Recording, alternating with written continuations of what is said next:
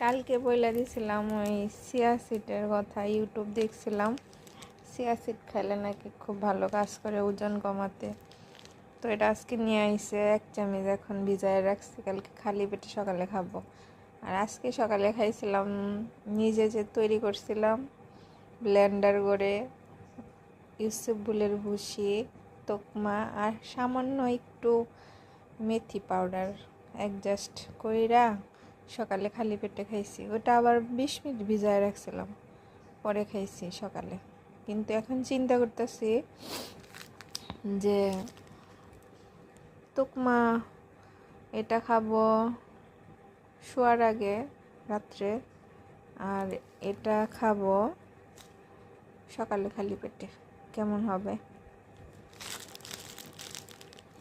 ওজন কমবে কিনা